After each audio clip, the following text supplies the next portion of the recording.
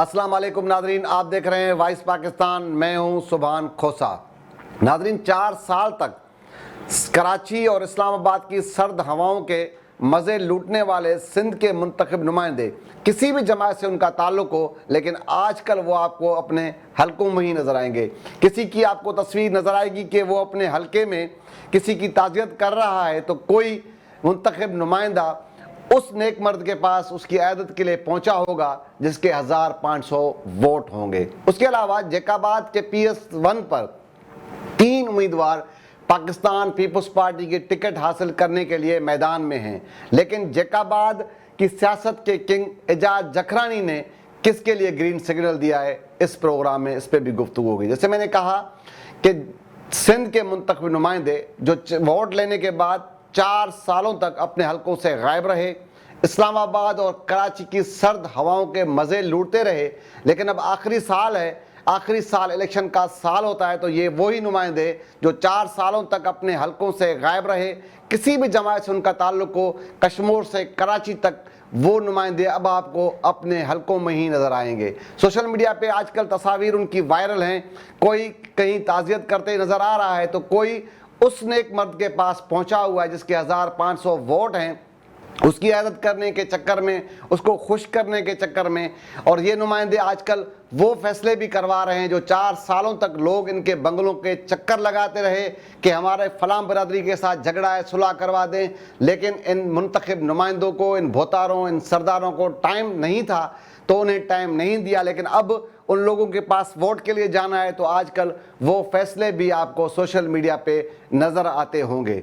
उसके अलावा जैसे मैंने कहा कि क्योंकि पाकिस्तान पीपल्स पार्टी की अब हुकूमत भी है और नेक्स्ट सिंध में भी कोई इस तरह का चांस नज़र नहीं आ रहा कि पीपल्स पार्टी माइनस हो, कोई और हो, तो सिंध के जो सरदार और भोतार हैं वो पाकिस्तान पीपल्स पार्टी की टिकट हासिल करने के लिए सरगर्म हो चुके हैं। तो जैकाबाद की सूरत हाल आज के इस प्रोग्राम में जिक्र करेंगे। जैकाबाद की अहम सूरत हाल है क्योंकि जैकाबाद के PS1 पर 3 उम्मीदवार हैं। शेर मोहम्मद मुगेरी साहब हैं, मोहम्मद असलम अबड़ो साहब हैं, औरंगजेब पंवर साहब हैं। ये तीनों का आजकल ताल्लुक पाकिस्तान पीपल्स पार्टी से है क्योंकि असलम अबड़ो साहब पाकिस्तान तहरीक इंसाफ की टिकट से कामयाब हुए, लेकिन बाद में अपनी वफादारी चेंज की, बाज़ाब्ता तौर पर पीपल्स पार्टी में शामिल तो नहीं हुए, लेकिन अब पाकिस्तान पीपल्स पार्टी का हिस्सा हैं, वो भी मैदान में हैं टिकट के लिए।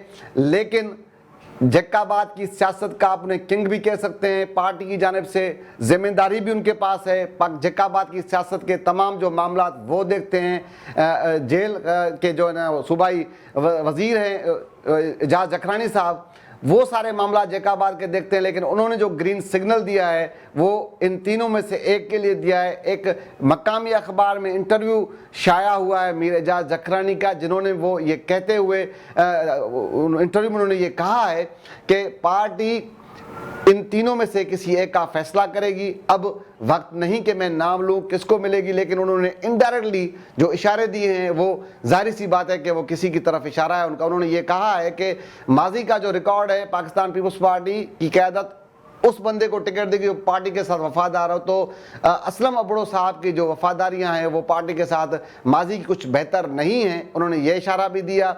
उसके अलावा ये भी कहा कि सदर के वोट के लिए MPA के जो उनका वोट ज़रूरी होता है तो पार्टी उसी शख्स को टिकट देगी जो पार्टी के साथ वफादार हो।